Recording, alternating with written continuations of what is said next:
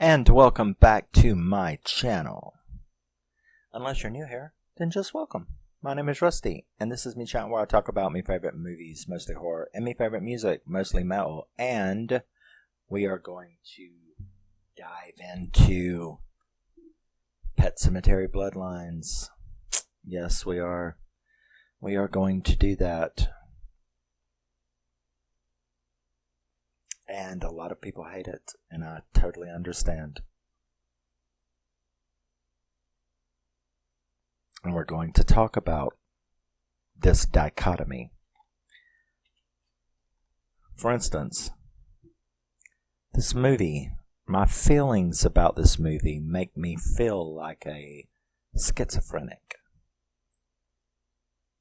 I absolutely hate what these motherfuckers done to this movie. But I absolutely love what this movie could have been.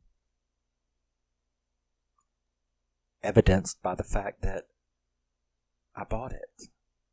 I wanted it in my collection. And I've watched it several times. Because what I like about it, I really like about it, and I don't know who to blame. That's my biggest frustration. It's sad when you're like not in the business so you can't get a hold of these people. Because I'd really love to stand in front of, I would like put them on trial. I would call witnesses and shit. Like, I want to get to the bottom of why this movie was not done correctly. Because you can almost feel it. Who they're going to blame? The director and the writer are going to blame the streaming service. But at the same time, you're the dumb motherfuckers who did it. Well, for a paycheck. Yeah, I saw all of your featurettes. Where you sit around talking about how proud you are and how you wanted, I hate that bitch who made this movie. But then again, maybe I don't. Because maybe it wasn't her fault. But if it is your fault, I fucking hate you. Because I tend to believe, and I am very biased if you've been around my channel for any length of time, you know the one thing that I hate more than anything in this industry has been the proliferation of that cancer called streaming services. I think they are the worst things that happened to the industry in forever and 3 days. Right? I absolutely hate them. I am not subscribed to any of them, nor would I be. I got rid of fucking Netflix 2 years ago, and I am very, very happy about it. Actually. And it doesn't bother me a bit. I absolutely hate these streaming services. So, granted, I'm very biased. But I believe the evidence is very clear. And so I would accept the writer and the director's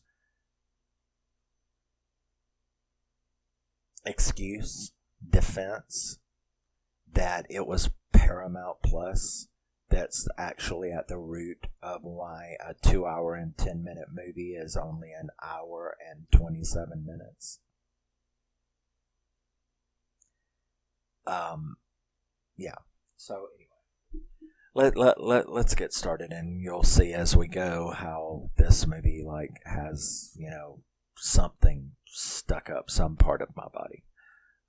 So, this takes place in Maine, Ludlow, in 1969, where we see Bill. Well. I didn't even introduce the movie, did I? See, it's already got me spazzy. Pet Sematary Bloodlines was released in 2023. It was directed by Lindsey Beer. Yeah, you've had one too many, bitch. It was written by Lindsey Beer. Again, obviously you were given a very appropriate last name. Jeff Buhler and, of course, Stephen King. Which, in my opinion, he's probably going... But it stars Jackson White, whom I just adore. He is just so, Natalie and Alyn and Forrest Goodluck. We've got Henry Thomas, who will just freak you out because you're like sitting there going, no, how is Henry Thomas playing a middle-aged dad? Then you're like, well, you do know he is a middle-aged whatever. May not be a dad, I don't know. But he is, and I'm like, yeah, but that's just kind of thing that you want to talk about because everybody knows that, Henry Thomas is fucking E.T. and to admit that he's like playing an old dad, and, well, what does that say about you? Yeah. It's like Meryl Streep says to her daughter in that movie, Ricky and the Flash, I think it was. It was very funny. But they're in public at that beauty salon, and she says something to her daughter about, oh, you don't worry about age. Age doesn't mean anything until you start going gray. And then, and then the girl's like, I am not going gray. And and Meryl Streep is like, no, I'm not talking about going gray. I'm not talking about your hair up there. I'm talking about when you start going gray down there. And the daughter, I was just like, oof. But yeah, to see Henry Thomas, little Henry Thomas, playing some middle-aged dad is it's unnerving and shocking. But we have the wonderful David Duchovny.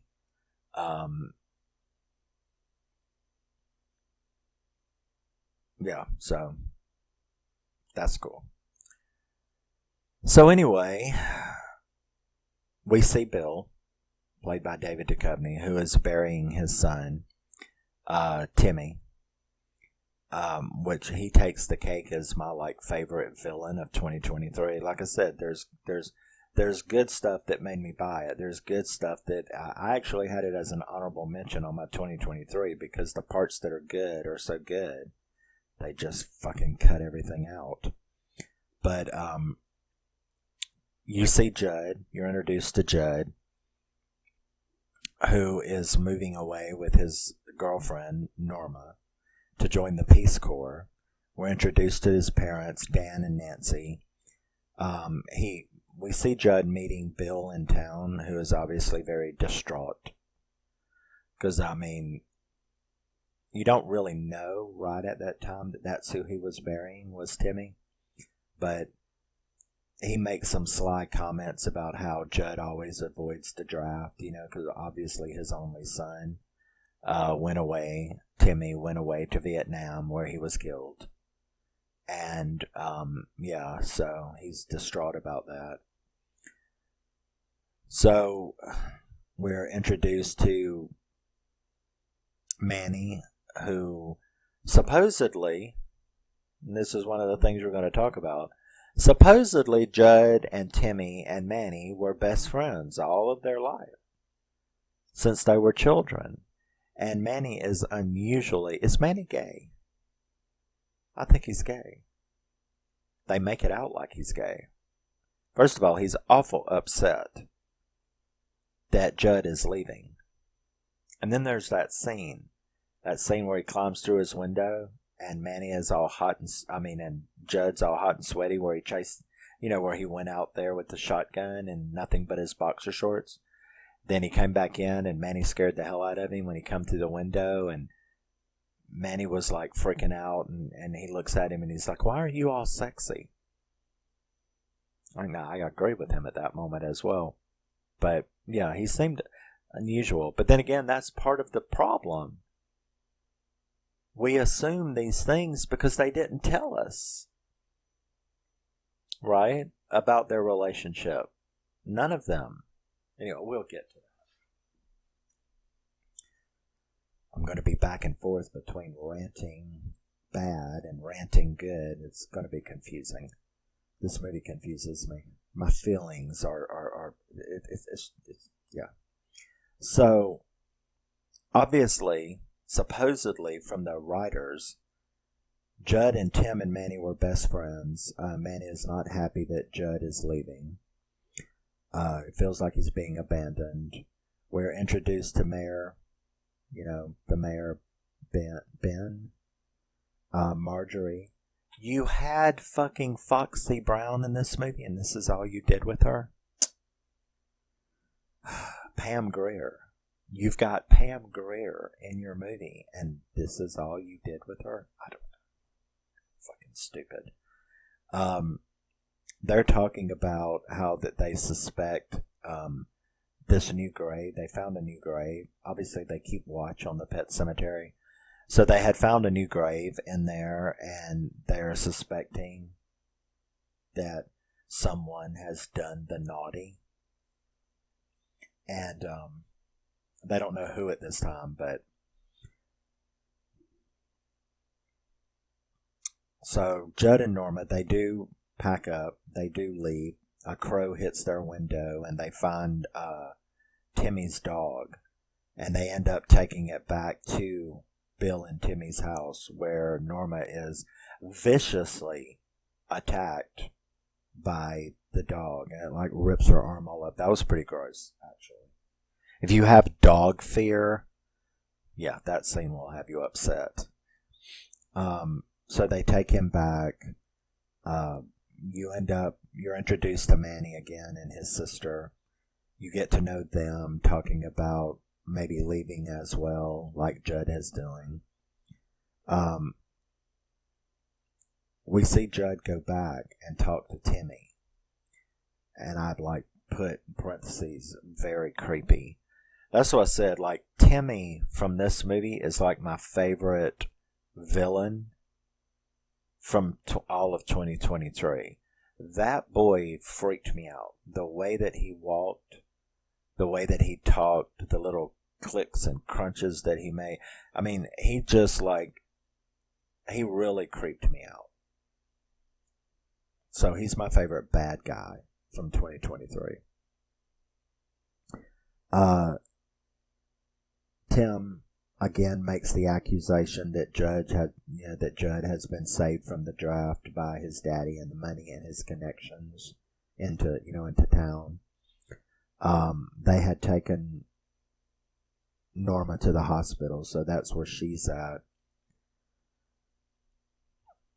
Judd and Manny start discussing how they think that something is wrong with Tim, which there definitely is. Judd goes to see him, but Bill won't let him see him. And it looks like he had what was that, a deer? Or was that like one of the other antler creatures? A moose?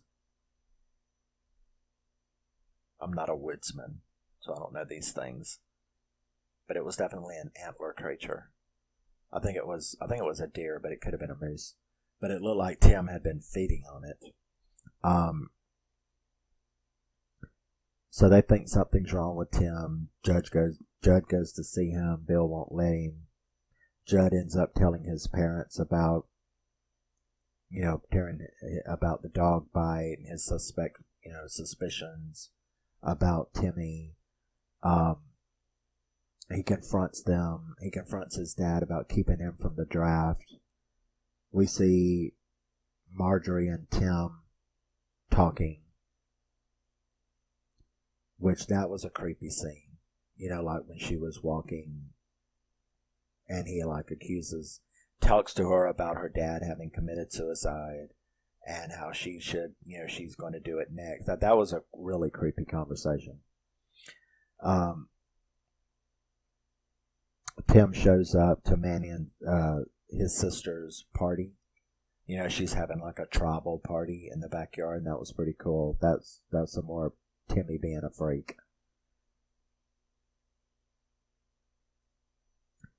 Marjorie and the mayor and the little group, because you have the chief, and you have Judd's dad, Dan, you have Marjorie, and you have one other person.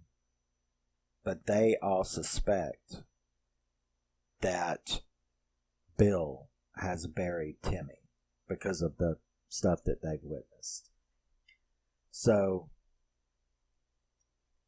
they discussed that when they had called the town elder meeting, the four of them, the chief, the mayor, Marjorie, and Dan.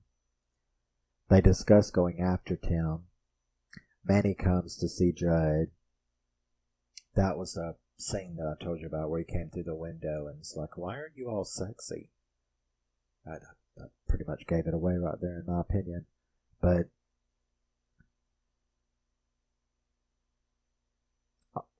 so Judd is also talking about Tim and what is possessing him. They go in search, so him and Manny end up going to like the church and talking to the priest, wanting to look at the town records. Tim at this point attacks and kills Donna, that's Manny's sister.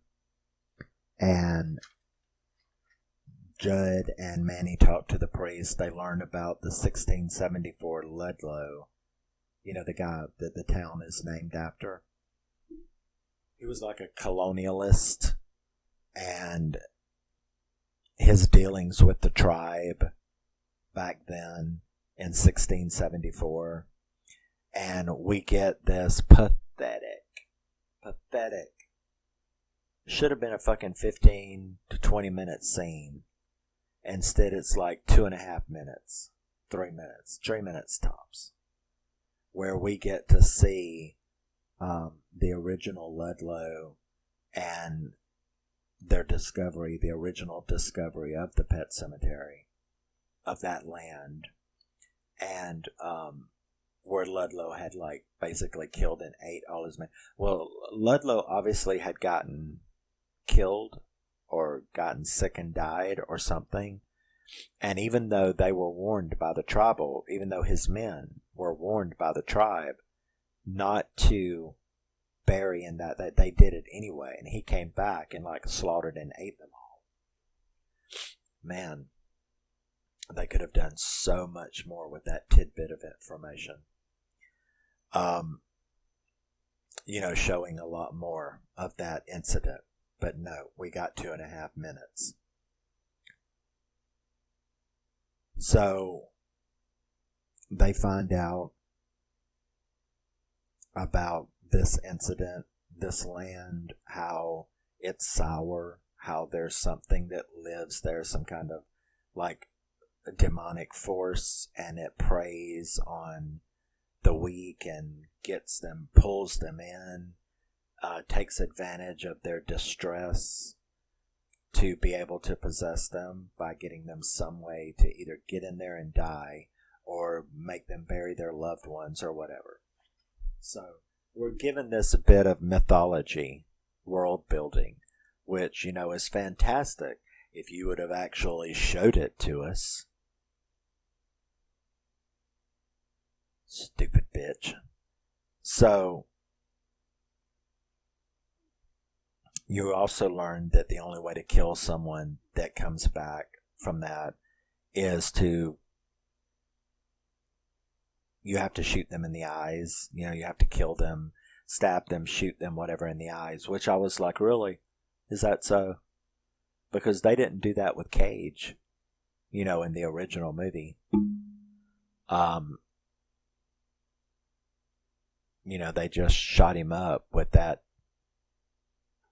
poison death syringe, you know, and it's like, you know, cause you can remember him from the original movie, you know, it's like, no fair,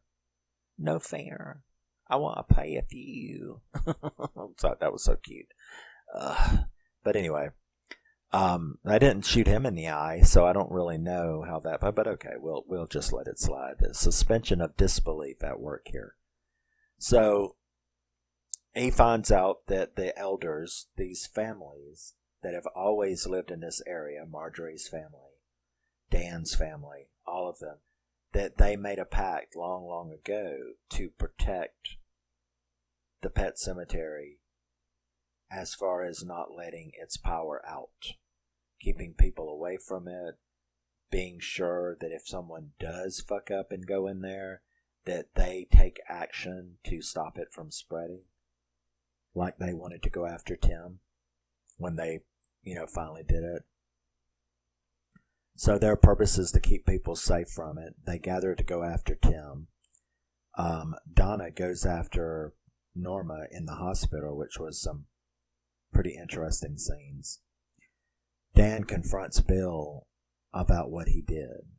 did you really do that? Bill has now come to his senses and agrees that what he did was wrong, and agrees that Tim must die, or whatever Tim has become must die. You have Judd and Manny join them. The chief, Marjorie, are killed by Tim during this siege and attack. Donna's still alive, and she attacks and kills Dan. Because at first she's trying to kill her own brother, and Manny won't let Judd shoot, but he ends up nearly getting killed himself, but the dad shoots her and gets him off of it, but not correctly. And so she ends up killing Dan. So poor little Henry Thomas is off to see E.T. somewhere because he's dead now. Bill and Manny and Judd end up going into the basement where they find that Tim had done this tunnel, and it's like the boy's been busy. You know what I mean? Shit looked like a subway down there. So he had this tunnel dug that led to the swamp at the edge of the pet cemetery. So they end up following that. Bill gets killed in the meantime by Timmy in the tunnel. Judd and Manny end up facing off with him at the swamp, where Judd almost gets killed, but Manny ends up saving him by getting a bullseye in Timmy's eye. And that rhymed. So Judd then decides to stay in Ludlow to guard the town, to take up his spot like his dad did. Especially now all the elders are dead, right? The mayor wasn't there, or was he? No, the chief and Marjorie were there, but the mayor wasn't there. So he's left. But Judd ends up deciding to take his place, and Manny is the one who actually leaves, like his sister wanted, to get the fuck out of Ludlow. So that is my little run through of the basic plot points of the movie. And now we're back to me fucking bitching. And that is that this movie, it's like Bette Davis in the party scene in All About Eve, where she's drunk off her ass. Marilyn Monroe's sitting there, and Ann Baxter, and all of them are sitting there, and it's sort of like the party's over and they've all been sent home, but they're all standing around, and like I said, Bette Davis is supremely, expertly drunk off her ass, and wanting to fight with Bill, and they keep interrupting her, and she ends up looking around, and because everybody's like, let's just all go to bed, and she turns around on the stairs, and she looks at all of them, and she's like, look, actors, playwrights, directors cannot recognize what this is. It's a situation pregnant with possibilities, and all you can think of to do is let's all go to bed. What a lack of imagination. And so that's exactly what she had told them, and that's exactly what I feel about this movie. You're supposed to be screenwriters. Yeah? You're supposed to be directors. You're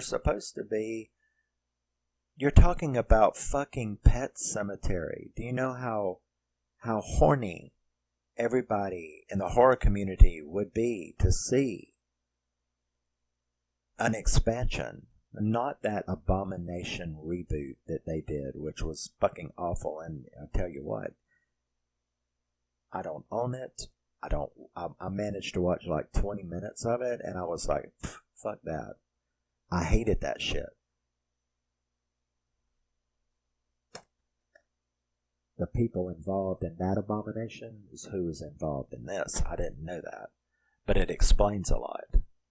Now, just like Bette Davis said, pregnant with possibilities, and all you can think to do is go to a fucking streaming service and have them chop a fucking 2.5 hour movie down to an hour and 27 minutes.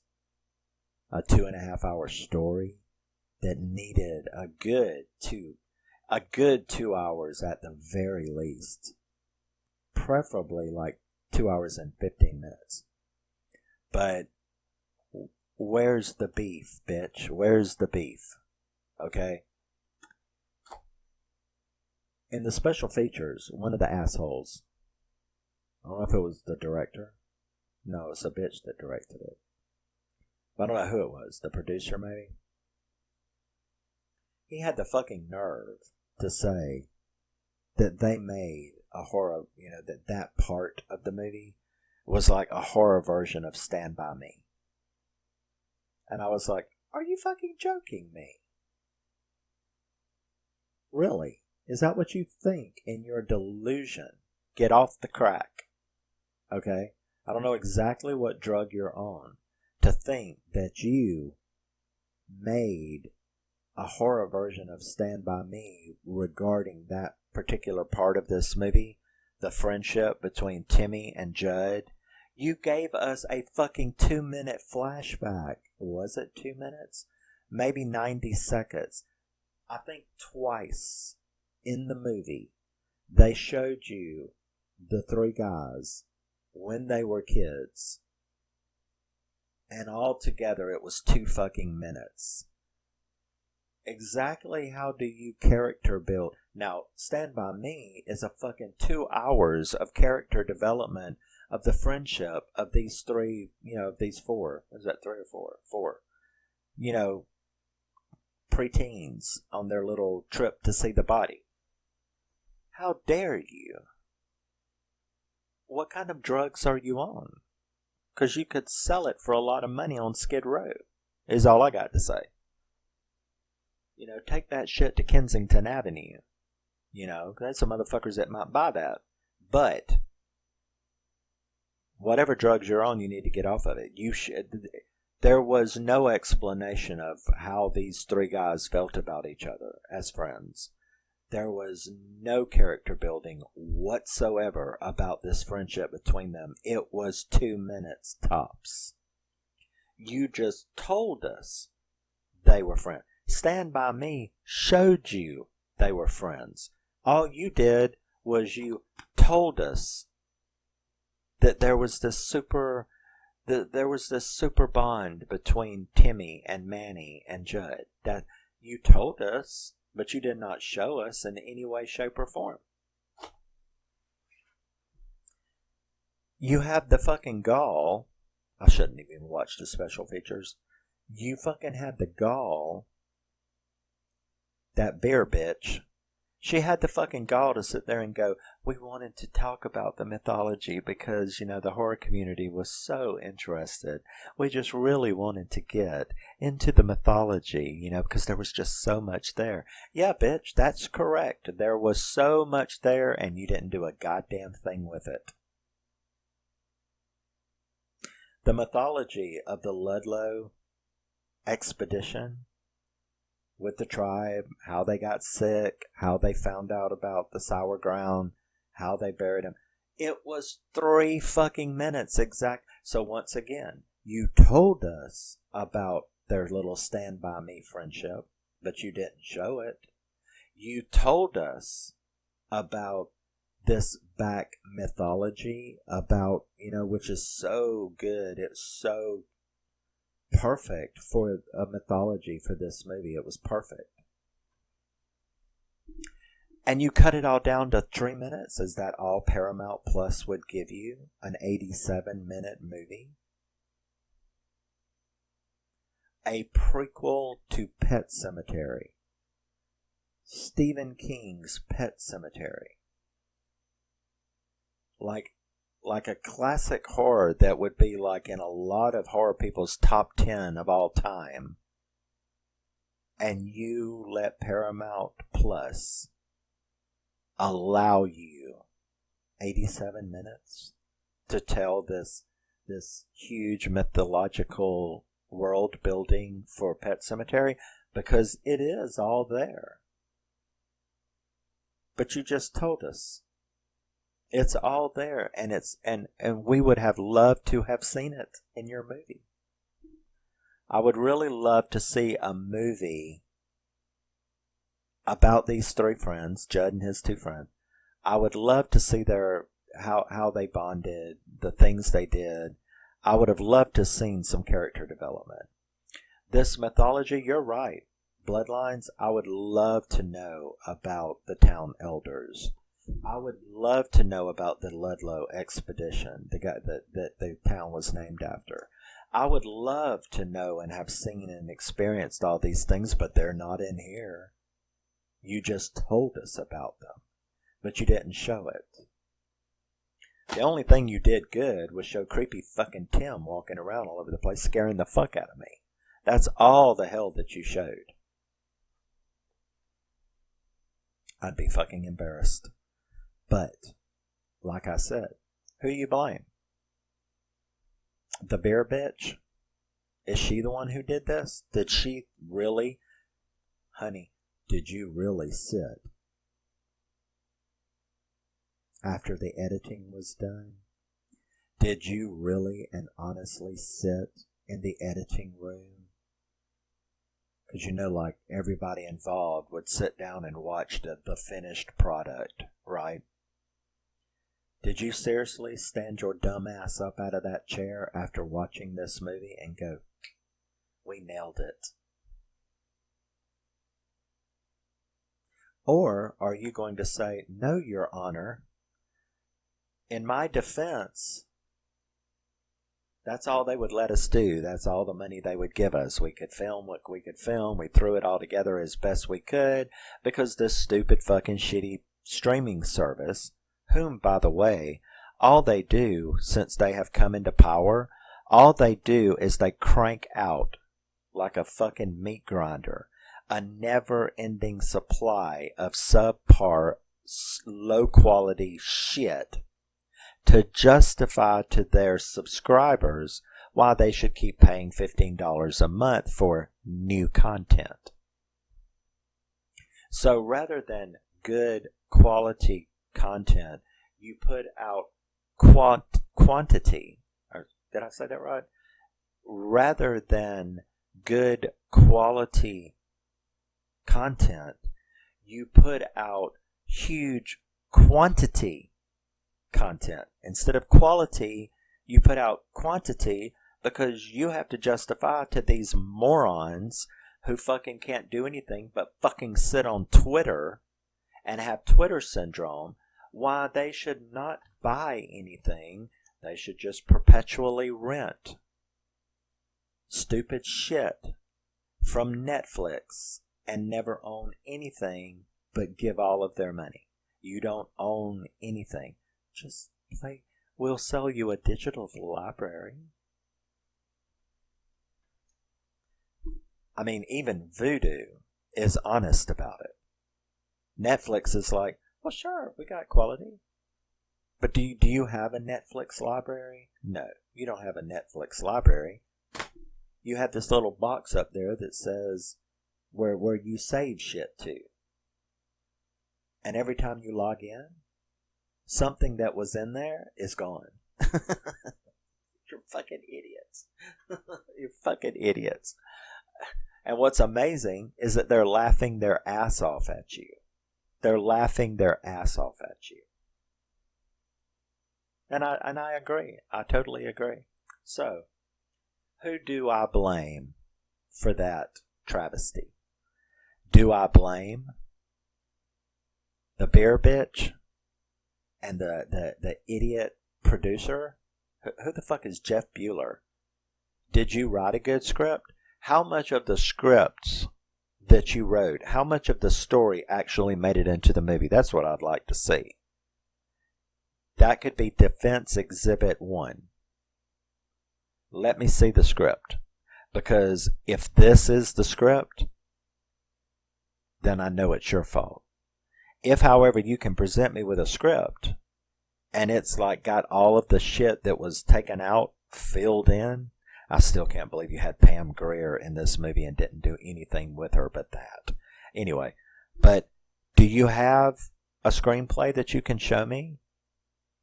Because if I read, I'd apologize on air. I would even stop calling you the beer bitch. I should add something to that. The beer bong bitch. There you go.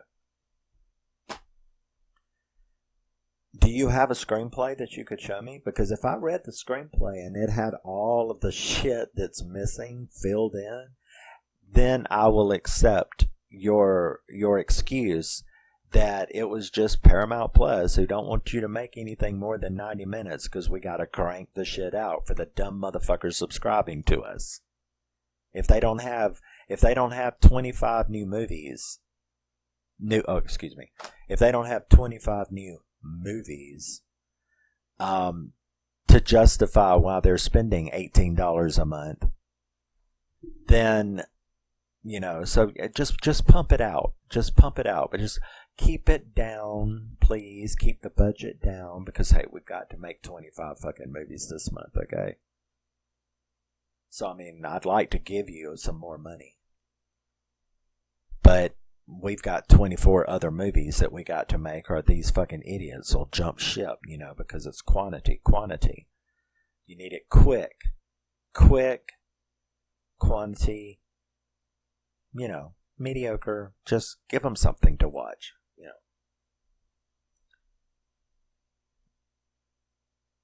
I'm amazed that they put this on physical, to tell you the truth. But hey, whatever. So yeah, I would really like to know who is responsible so that I could direct my anger in the proper place. But I think I know. Whether it's the streaming service or whether it's the, you know, or whether it's the actors and the screenwriters and the directors and producers who, like, at least have found a way to get a paycheck, you know, because that's all I think it was. She thinks she attached her name to something like infamous.